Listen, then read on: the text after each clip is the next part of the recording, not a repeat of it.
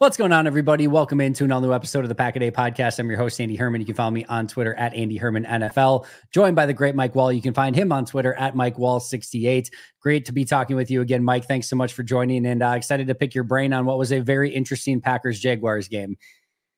Yeah, it certainly was. 30-27. One of the teams scored as many points as I thought they would. The other one did a little bit better. I think the over-under was like 49.5.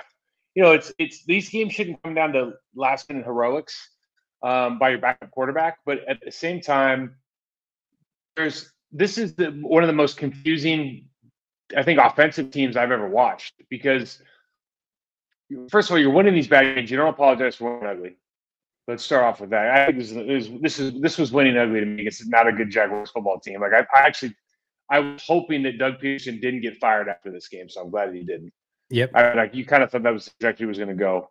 But this team offensively, it's funny. Like you watch them, and if you watch this just frame by frame, play by play, you're like, not a really exciting day. And then you turn around, it's like, oh, you got 170 yards rushing, you got 30 points, 300 yards on the board. It's like a pretty good damn day, you know. And for whatever reason, I think it really just has a lot to do with the way that Matt LaFleur's scheme works.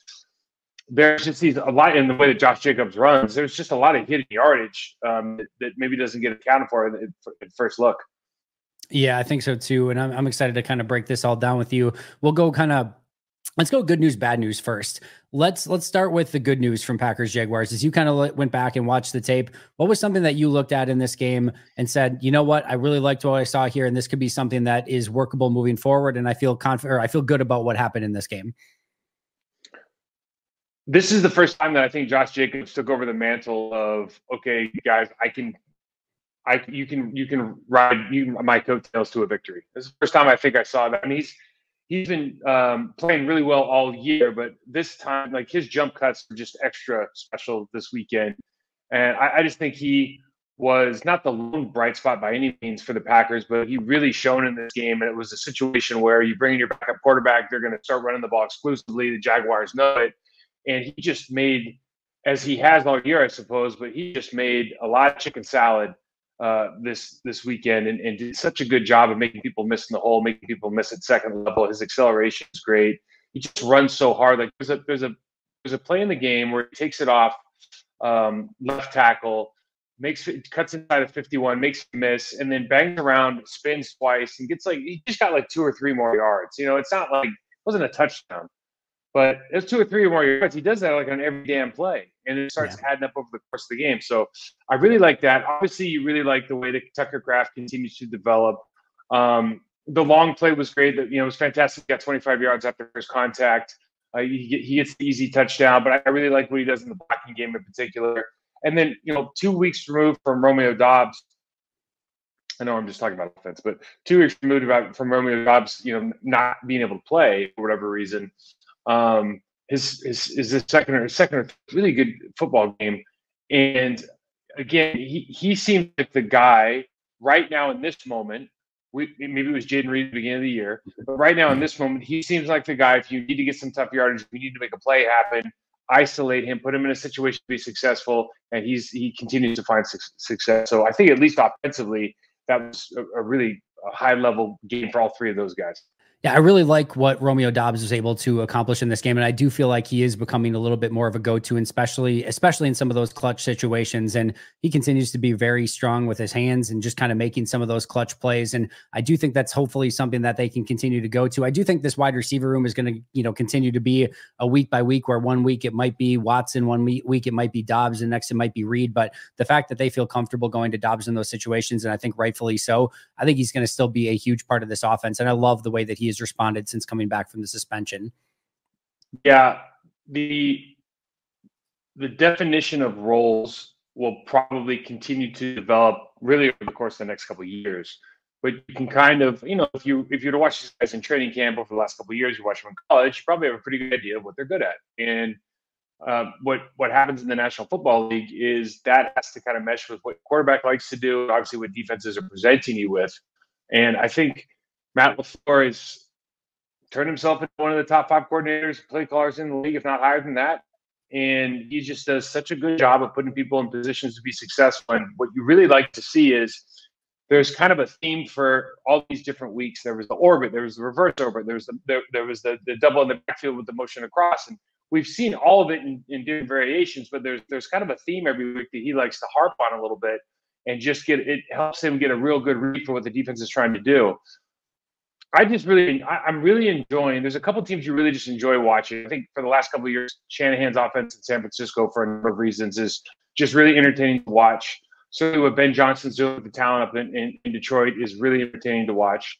And as perplexing sometimes as the Green Bay Packers are, from a talent standpoint, from an ingenuity standpoint, speaking particularly about the play caller, I'm not usually a fan of who's calling plays, but they're turning me into fans here of who's calling plays. I really like what Matt LaFleur is able to do with this level of talent. And quite frankly, I'm a huge O-line guy. This O-line is you would say they're above average. They're good. I don't know anybody would say that they're great, but they got 170 yards rushing this week. So, I mean, feather in the cap is anything over 100, 125, maybe in the NFL this year. And they're, tops of the league or darn near in rushing. And you're just kind of going, that is a real testament to what Matt LaFleur and the staff has been able to do, not only up front, but just schematically putting people in positions to be successful. Yeah, I think so too. And I think a huge testament to that too is when your starting quarterback goes down and you're down by 4 and momentum seems to be in the favor of Jacksonville, and they still find ways to obviously run the ball. And like you said, Josh Jacobs just kind of took that game over and put the ball in my hands, I'll take care of it. But then also being able to come up with some plays for Malik Willis, and really his only incompletion was a drop by Romeo Doubs that he had right over, over the middle. It was just a perfect heat on it though. Yes, he did. That had some heat on it. Oh yeah. I'm willing to give Dobbs some forgiveness on that one for sure. But either way, like everything was open, everything was there for for Willis, and I think that's another testament to what he's able to do. Obviously, it wasn't a perfect game though. So as you kind of went back and watched this game, what's something that maybe gives you a little bit of cause for concern as you get ready for Detroit this upcoming week and maybe going into the remainder of the season? Well, a couple things. First of all, we have to be. You're not going to turn over the football and win a lot of games. I think that's just an obvious statement. We got really lucky. You turn the ball over down near the goal line, and then Kenny has another pick for the year and turns that around quickly. The inconsistency of, I think offensively, some of the inconsistency of the running game is frustrating because this is turning into, just from a schematic standpoint, there's very rarely a play where I watch and go, oh, they shouldn't be here. Like they're outnumbered, they're outmanned, whatever. Like there's very few plays where you go, okay, we're just gonna have to chalk this one up to an L because they don't have leverage. They usually are in positions to win more often than not. So when they don't, it's normal, but it's also a bit of a head scratcher for somebody who's just kind of knows that part of the game. Defensively, look, this is the team that's clearly struggled in the Jacksonville Jaguars, and Trevor Lawrence has a pretty good day. He turns it around after a slow start. We missed tackles for the first time. When Evan Williams went out, we saw Bullard miss a couple of tackles, have some problems in coverage. It looked like maybe he didn't study the playbook as well because he wasn't starting at safety. I'm not sure, but there were some mistakes made there. I really enjoy watching our box players. I really enjoy watching our linebacker. I think this linebacker room, I don't know who the linebacker coach is, but he should be getting a decent job next year based on the job that he's done elevating the play of that room in particular. So I like so many things that are going on, but there's some busted coverages. There's clear, on the last play of the game, or the last series of the game, not to be able to close that out defensively. And really that entire second half, just having some communication errors with some really basic kind of structured movement by the Jacksonville Jaguars, just who's supposed to pick up what in what situation with our different coverages. I think we threw it into triple or quadruple coverage once, and the guy ended up making a fantastic catch. When the reality is, your corner's just got to be able to drop it. It's just really simple, basic football. So I think we're still making some of those mistakes. The guys that are making them are kind of the guys that you would guess that are going to make them, young guys or guys that without as much experience. But it's really difficult to sit here with half of these defense and go, I don't like what I'm seeing. They're just sometimes good players make plays, and sometimes you're missing tackles. But again, as compared to the last 3 seasons, it's like this is really fun to watch. Yes, it's so much more aesthetically pleasing, and players are in positions to succeed. Sometimes it doesn't always go your way. Like you said, sometimes the other team gets paid to and makes some plays. And I think we saw that in this game. Thought Lawrence had a pretty good, pretty darn good day overall. Anthony Campanelli, the linebackers coach. And yeah, I think he's done a really fantastic job, especially guys like Eric Wilson, Isaiah McDuffie, Edgerrin Cooper. I think those guys in this game too were really, really good and really fun to watch. And I think he is elevating that room. I want to talk about that linebacker position. What have your thoughts been on Eric Wilson and how he has done filling in for Quay Walker when Quay went down injured 2 weeks ago? And then, of course, he played the entirety of this game at that Mike position. I thought he's been good all year. I mean, when they put three linebackers, he was the guy that came in. He hasn't done anything to suggest he's not a starting caliber linebacker for anybody in the National Football League. For me, the style that he plays, the style that Jeff Haffman wants the linebacking room to play, I can't sit here and tell you that Quay Walker is a better fit for the system and the scheme based on how style of play than any of those guys, quite frankly. And I think that's probably what they're running up against in the coach's room right now, is that they have a guy who's supremely talented. He's 10 pounds heavier, yet faster than everybody, maybe not faster than Cooper, but just this freak athlete in Quay Walker. But just from a style of play, downhill, aggressive, getting off of blocks, just being physical in the run game, being able to take out guards, those three guys do it at a much higher level, not a little bit higher level, but a much higher level than anybody else on the team. And I quite frankly, you might run into a problem, in particular with Wilson, when Quay comes back. I'm sure they're going to give him the job back because he's a talented guy. He's a first-round draft pick, and that's kind of what happens in the National Football League.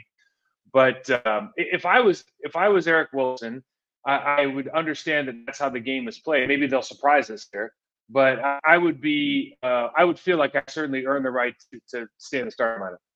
And that's where I kind of wanted to get to, because I totally 1,000% agree. I think Wilson has outplayed Quay Walker. I think all three guys have outplayed Quay Walker. And at what point does potential and upside not just trump the overall product on the field? And I'm not saying Quay shouldn't have a role or can't play or things like that. It just, to me, having him be the undisputed number one guy that's always on the field no matter what, and just get that to me, I have a tougher time with. Where again, just some of the stuff from Eric Wilson this week, you mentioned it, took on a block from a guard, shed it, and went in and helped out with a tackle. Just not seeing that from Quay. There's the play where there's a pitch to the left side. There's a pitch or a sweet or it's a run to the left side, one way or the other. And he just goes right through reads it perfectly, goes right through the gap and goes and helps on the tackle on that play. Just some of that stuff where he just identifies it and triggers right away and is using those instincts. We just don't see that from Quay. And I'm just like, I love the brand of football that Eric Wilson is playing right now.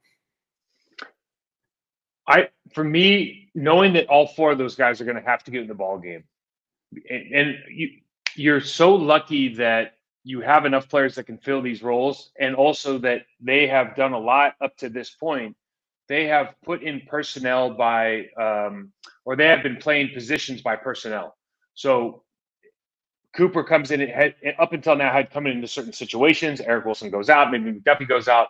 So they're trying to, just by personnel groupings, they're trying to identify what's on offense and who do we think is going to be the best on defense to play defense against that particular, the skill set that they have on the offensive side.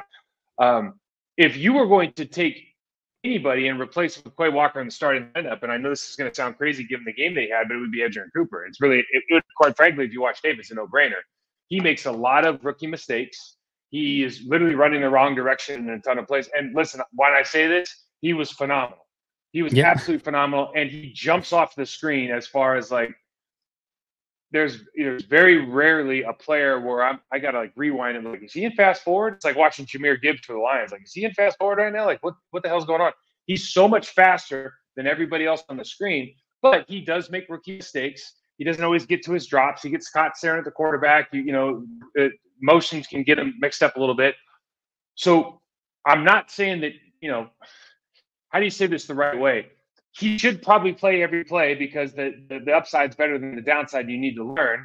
But now you have this embarrassment of riches where you've got players that are playing at a higher level than your first-round draft pick from 3 years ago.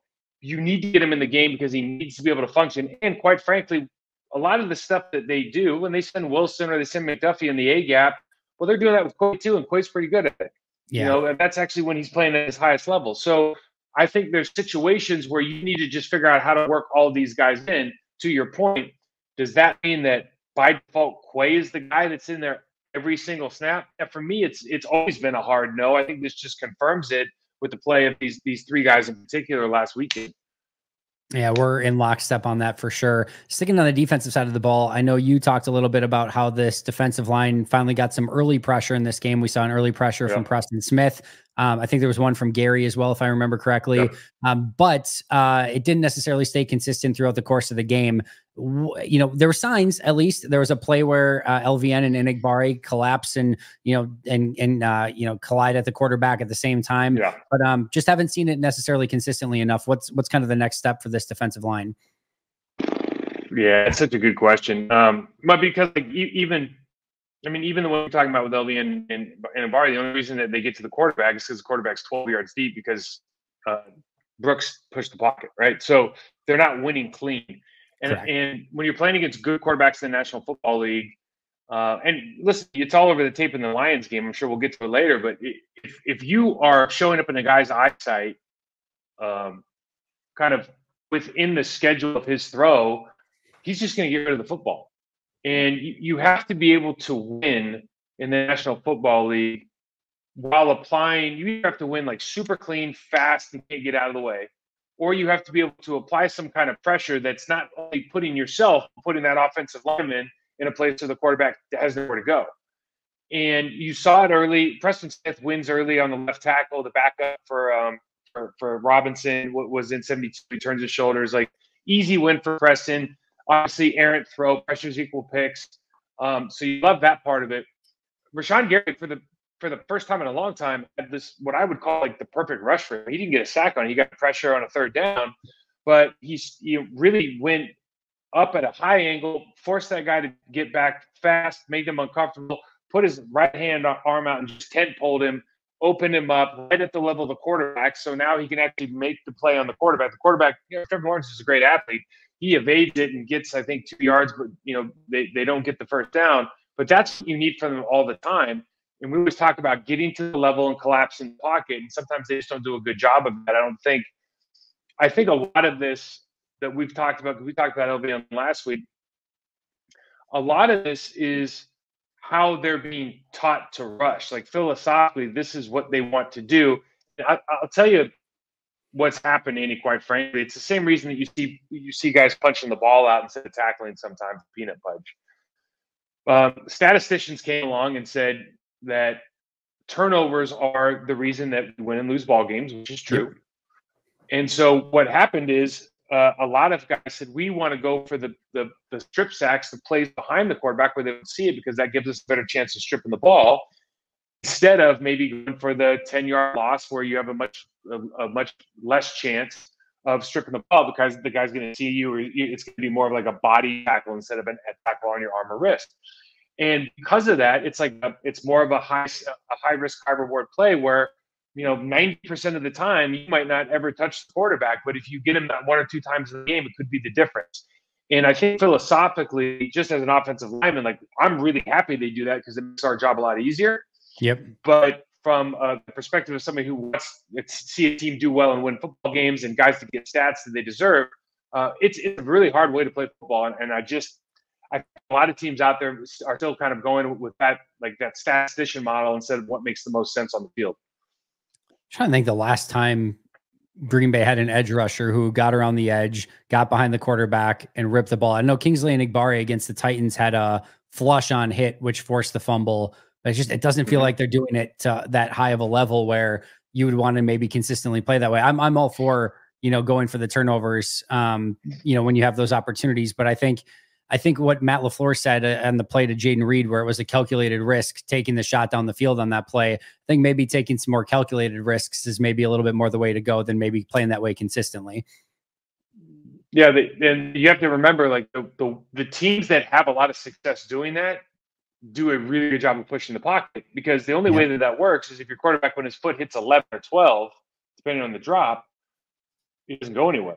Like, he's not back up to 9 or 8. Like, if you're back up to 9 or 8, anybody can block the defensive end.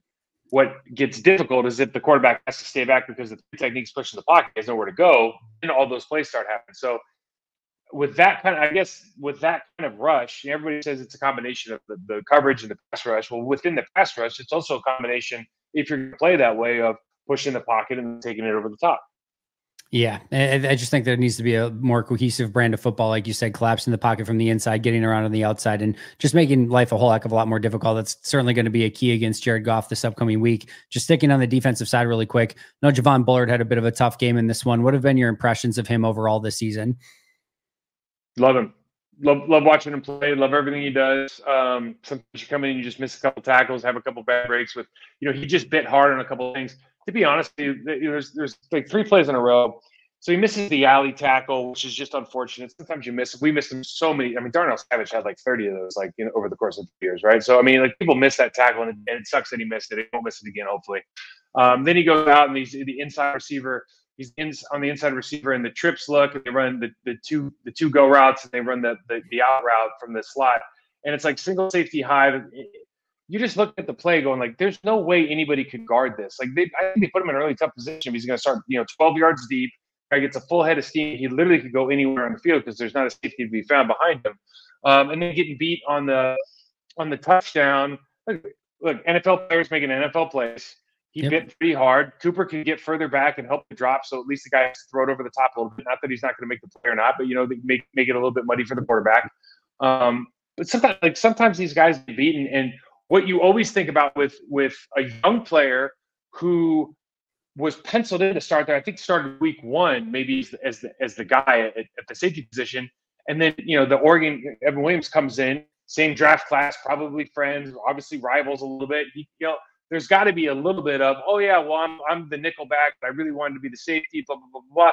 So you wonder what it looks like sometimes. Like, are you as prepared as you would have been if you knew you were going to get the starting role going into the game? I'm not saying that he wasn't. I'm not saying that at all. I'm just saying that is a natural human tendency. Yeah, you could tell. I mean, whether it was that or not, like, you just tell, like, maybe he hasn't practiced quite as much at safety as he maybe has in the slot, because that's where he's primarily been playing. And I think there was definitely a domino effect of when Williams went out, and then Bullard's got to go back to safety. Nixon's got to kick back in the slot. You get more Eric Stokes on the outside, and just think all of that really played into it. I'm with you though on Bullard. One of the things I said is, like, I just love how fast he plays and how intentional he is. And there's not any falls. Like, if he's going to make a mistake, he's going to do it at 1,000,000 miles per hour. And I just love how that plays. I think overall there's more good that comes out of that than any sort of bad. And to your point, every once in a while, there might be a missed tackle or a play here or there that the other team makes. But I think he's been a very, big net positive for this team so far. And I think he will continue to be moving forward. When Matt LaFleur came here, and they ripped off a really good season. And when you talk to people inside the building, you say, "Oh, is a culture change? Like, what's the difference between him and Mike?" And it's like, guys would tell me point blank, "No. It was Smith. It was Z. It was Z.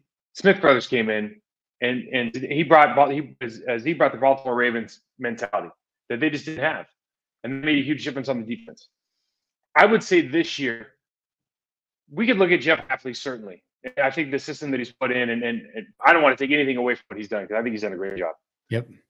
But the people that are playing the game now are different. I mean, you got some dudes in there, like Xavier's different. He's just a different. We haven't seen a guy like that in the secondary for a long time. And I'm not going to name any names, because I think the last one was the Hall of Fame. Right? But he's that kind of talented guy. You've got 2 rookies that are not playing like rookies. I mean, these are really going to be really, really dominant players. I've said it before. The one reminds me of Minka Fitzpatrick. I mean, just from a movement standpoint, he's got that kind of talent. You've got an all-pro at corner. You've got a linebacker room with Edgerrin Cooper now making splash plays, if not leading the room. But you've got a room that is, I don't even know what multiple of better they are now than they were a year ago, but it's a multiple better of what the production was. And so the people that you have playing for you, not just from a talent on the field standpoint, but like, you can just tell the confidence that goes around, especially like you look at that DB room, like, man, I bet you they have a lot of fun in that room. Oh yeah, I can guarantee it. Now I have to ask you though, I know you don't want to name names. I have to ask you, Xavier McKinney or Nick Collins? Xavier McKinney. So I love Nick Collins too, man. I mean, Nick Collins, especially, you know, it's a shame he got hurt. Boy, he was a stud. I mean, He's just, absolute but different kind of player though, right? Like Nick Collins, when I see Nick, I feel like if Nick Collins and Xavier McKinney were walking on the sidewalk and they were walking next to each other, I feel like Nick would have him by like 2 inches and like 25 pounds. Like Nick Collins, I just remember him being an absolute monster. Yep. Like not quite like Cam Chancellor monster, but just an absolute monster. But yeah, he was. I forgot about Nick. He was a good player. Packers Hall of Famer though. I mean, really, really good player. He's probably the guy that if he gets his 12, 13 years in the game, you're probably talking about him differently. I think he's that kind of talent. I think if he finished his career and if he could have hung on to a couple more of those interceptions that would have a tendency to bounce off of his hands a couple times, we would be talking to him. I honestly think we would be talking about him as a Hall of Famer because he found a way like every single game to like get his hand, like somehow jump a play. And like, unfortunately he would have a propensity to drop some of those, but had he had the longevity and just hung on to a couple more of those picks, I think we talk about him as a Hall of Famer. You know, it's funny you talk about like when a player thinks about who a Hall of Fame player is, the criteria is actually, it's really, really simple. I think over the course of your career, do you have to game plan for this individual? Right. And that can be at the quarterback position because believe it or not, I mean, you can go in and look at quarterbacks that are in they're in the Hall of Fame and go, we didn't game plan for them. That wasn't a concern. But you look at all the really critical guys, and it could be any. I mean, Larry Allen, you had a game plan for Larry Allen. He played left guard. I mean, Steve Hutchinson, the guys of my generation that are Hall of Fame caliber players. I don't know that you're game planning for those guys, but you certainly have at least a half a period dedicated to like, okay, we got a real problem if this guy gets going downhill, you know, because he's gonna hurt somebody. So Nick was that kind of player for sure. Yeah, I loved watching him play. Now, not to rabbit hole this completely, but I know there's always the conversation out there that the numbers would very much say he is not. But David Bakhtiari, Hall of Famer, yes or no? See, I think David Bakhtiari was a top. I'll say 3 just to be safe because he might be 2. Yep. But I'll say top 3 tackle for at least 5 seasons in a row. Yep. So that's a Hall of Famer to me. If you look at, a no-brainer. So Pro Football Reference. Andy, I've always said he's Hall of Famer. To be honest with you, now I'm thinking about it. Like when he was playing, so I go, guy should be in the Hall of Fame. Yeah. So he's not in the Hall of Fame. Who's in the Hall of Fame? Is it reserved? No, I don't. Is that it? Well, I'm sorry. Say that again. I mean, if David Bakhtiari in the last let's say 15 years, aside from Trent Williams, okay. Yep. Who's had a better 15 years or whatever the number was, or 5-year stretch or 7-year stretch than Dave Bakhtiari? Who's better than he was? I 1,000,000% I will 1,000,000% agree. I will know that the NFL will look at it and they'll see 3-time Pro Bowler, 2-time All Pro, and that's all he was. Like not an all decade. Yeah, they're idiots. I know I'm not arguing on that at all. I just think that they're going to look at it from a longevity standpoint and say 3-time Pro Bowler only, 2-time All Pro, and say that's not going to meet this standard. And if you look at like Pro Football Reference has like a Hall of Fame predictor, like based on like those sort of things, like it's not even like remotely in the conversation, which it sucks. I'm not disagreeing, but he was phenomenal. So Andrew Thomas has an All Pro under his belt. The guy from the Denver Broncos, who's like, these are good players, by the way. Yep. Okay? Garrett Bowles, is it? He has an All Pro. Like, huh? Is it Garrett Bowles? Are we talking about from the Broncos? Yeah, Bowles. Yeah, he was an All Pro. Like okay, like that. Maybe that criteria. Maybe we should just turn on tape and let tape guys decide every once in a while, because some of this stuff it's like the Ballon d'Or well, that's another conversation. Anyway. Sorry. It's totally my fault for derailing it. But yeah, I was trying to see if I could find the Hall of Fame predictor really quick here. They have I guess it's not terrible. They have Bakhtiari as a 49% chance of making the Hall of Fame just based on based on numbers. So it's not terrible, but they have him. So like they have him well below a lot of guys who have not made the Hall of Fame at that position. IQ. So, all right. So they have, well, this is an interesting one. They have Tyron Smith as a likely 76% likelihood. Trent Williams, Yep. Trent Williams, 71%. No-brainer. That should be a no-brainer. That 71? Should be 100%. That's 100%.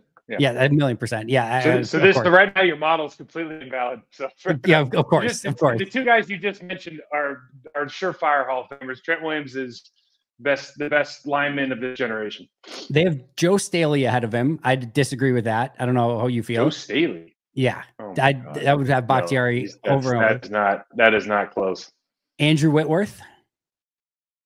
So, okay, here's something interesting about Andrew Whitworth. Andrew Whitworth was on there because he's on TV right now. Andrew Whitworth was so good on a bad team. He only played guard for 8 years, right?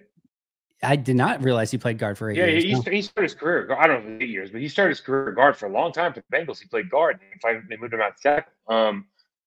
I think Whitworth is. See, this is where it gets interesting because if Whitworth's not in the Hall of Fame, Bakhtiari's not in the Hall of Fame. Yeah. Because the problem with those guys is you get paid on your pass sets, you get famous on your run blocking, right? So Trent Williams is not famous. Larry Allen's not famous because they were good pass pro guys, which they were, but they're famous because people are afraid they'll get hurt if they play against them. And none of those other guys you're talking about, nobody really feels that way about them. So maybe that's a reason why. But just strictly from a production standpoint, I mean, you could watch any number of Bakhtiari games, and I did this once with Ross Verba.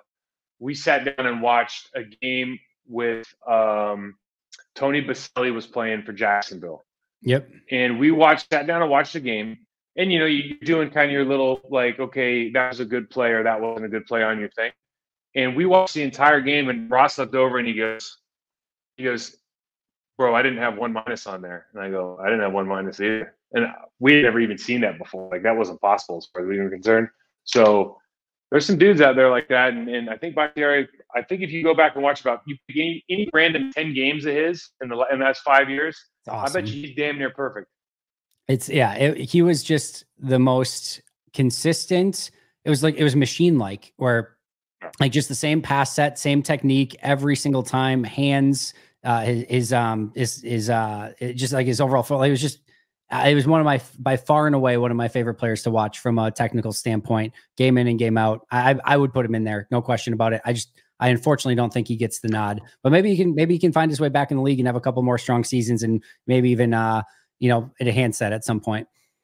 If he goes on Pitch Perfect 4 or whatever, it's probably a shoo-in. There you go. That's all. Or just gets on TV, right? That's all you need to do too. Just get on CBS Sports or something. All right, a couple other quick ones. Speaking of offensive tackle, thoughts on Rasheed Walker and maybe a couple of his struggles as of late.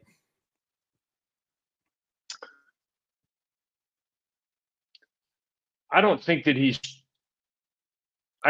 playing at his level. Okay. I think this is. I think he's playing at his level. I think this is what you have, and I think that for the Packers right now, he's good enough to win ball games with, certainly. Unfortunately we're just referencing one of the best to do it for the green and gold. I mean, he's certainly not that, but right. I do think that he's a good player. There's a reason that you're drafted in certain rounds sometimes, right? And there's some limitations that come along with that physically. And I think his physical limitations are just, they are. And I think there's a lot of good that comes with him. Certainly, but I think for me, he's not doing anything kind of out of character for what you think he's going to do over the courses of his career. And that's not to put him down, because I think he's been a nice surprise and he plays quite well. But if he has a couple slip-ups in there, I think it's just going to happen. That's totally fair. I like Rasheed Walker. I think he's a really good player. I still think there's maybe something. I thought at the second half of last year, he played better than what he's been playing in the first half of this year so far. But I think there's probably something to what you're saying of like, this kind of is who he is. And you're still certainly good enough to win with him at left tackle. And I'm a big Rasheed Walker guy, so I'm right there with you. Last but not least, Packers Lions. What are you looking forward to in this matchup this week? the Lions are fun to watch. They're just Yes, like they are. they're both. So the Lions are one of those. I just was doing something else. I said, the Lions remind me of watching Peyton Manning with the Colts. Not because of the quarterback play, but because the Colts used to be like #1 in offense and defense, and I think the Lions are like first and like 8th.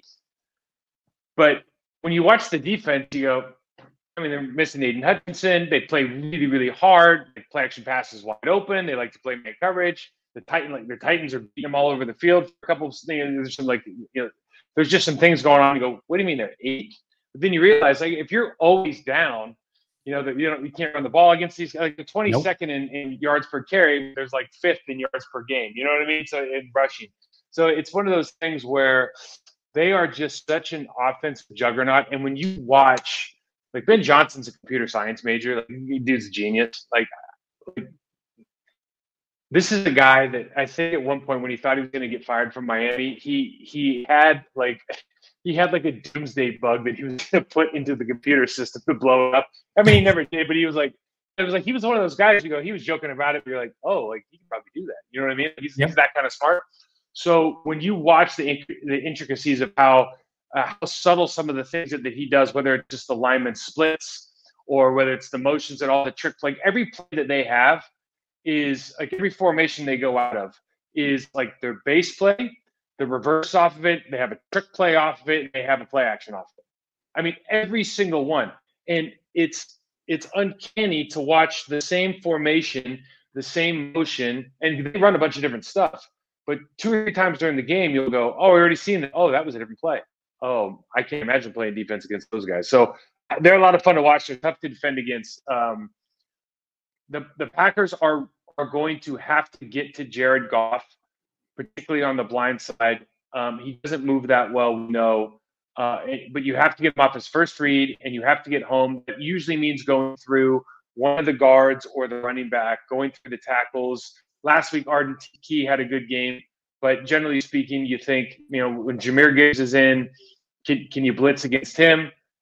Can you maybe get home with Kenny Clark versus I forgot his name, but their left guard? Some of those opportunities. But, Frank Ragnow's an all-pro. Penei Sewell is really destroying people on the backside of blocks. So they're doing some good stuff in the run game. A lot of talent. I mean, they've earned the right with all the suffering they've had to have a lot of talent on that roster, and they got a lot of talent on that roster. Yeah, I think on offense, Graham Glasgow, who you're mentioning, I think is the one I think you probably have to take advantage of. And on defense, I think Terrion Arnold, with his propensity to hold and, just still being a rookie, is probably the guy you have to attack there. They just don't have many holes. And if you can find anything to kind of latch onto, then you probably have to take it. So to your point, and maybe, blitzing when Gibbs is in, not as much of a blitz pickup guy. So I think there's some things that you can lean on, but man, Detroit is super efficient. Jared Goff is an assassin from the pocket if you don't get him off of his spot. And everything that they do has intention and purpose to it. And it's just really, really difficult, especially when they have some of the physicality up front, just to kind of get them off of their game. To your point, their formula for success is getting ahead. And then, it's one-dimensional for the offense, and their defense can pick on you more. If you can get Detroit in a similar sort of situation where you go up early and get a lead, and now they become a little bit more one-dimensional, and Gibbs and Montgomery aren't as big of a factor, to me, that's a great recipe for success, but obviously a lot easier said than done. Yeah, no doubt. And they are, I mean, the thing about like the running backs, Jahmyr Gibbs is like watching Tecmo Bowl. You can't understand it. He's like him and Bijan Robinson last year and this year too. It's like, I don't know what we're trying to do, trying to tackle these guys. It's ridiculous. They eat on the backside of their offensive line. Like whatever side they're running to, that backside's getting like 5-6 yards of movement on the backside, B block. So they're just really, really good at the basic stuff. And then it's just really good at dressing everything else up. They make it look super easy. I think, it's just it's always an interesting question and you don't really have a choice, but would you prefer against a team like this to be up a lot and make them throw 60 times, knowing what they can do, with their receiving core and their tight ends, or do you want to keep it close and try to sneak one away at the end because you want to play like a somewhat conservative game, and then you think you can score on their defense, right? Like it's hard. I'm not like defensively, like they bite on play action. Ancelotti and Campbell, they bite hard on play action. There's crossers all open all over the place. They don't really have Lee McNeil's a really good player, but they don't really have a pass rush anymore without Hutchinson there. Like none of those guys can throw fear into the hearts of our offensive linemen, and they love to play man on the back end. So like you just think you see opportunities to make plays, but it's easy to see on film. It's easy to see where I'm sitting here on my couch, but you got to make a lot of plays to score with those guys. 33 points a game. Yeah, I think Green Bay is going to put up points in this game, but yeah, it's not going to be easy no matter what. Again, to your point, I don't know that you want to get in a shootout. I don't know that like you want to stay super conservative because they can out physical you as well in that situation. So there's not a perfect formula, but Green Bay's got to figure out the right one. Green Bay's got to figure out that Doctor Strange, that one time where they can get that victory, whatever it might be, and just put that right game plan together. Mike, I appreciate your time as always super insightful stuff. And I look forward to picking your brain week in and week out. Where can we find all of your work when you're not here on Pack-A-Day and on the Process to Perform channel? Yeah, Black Party Podcast comes out twice a week. I have one coming out Wednesday night, and you can check that out on the YouTube channel on Process to Perform. You can hit me up, Mike Wahle 68 on Twitter, Process to Perform on Instagram. Andy, thanks for making time, man. Good talking to you. Right back at you. Can't thank you enough. We'll talk to you next week. Again, you can find him on Twitter at Mike Wahle 68. You can find me at Andy Herman NFL. You can find the podcast at Pack-A-Day Podcast. But for Mike and I, thank you so much for joining us. We'll see you next time. And as always, go Pack Go.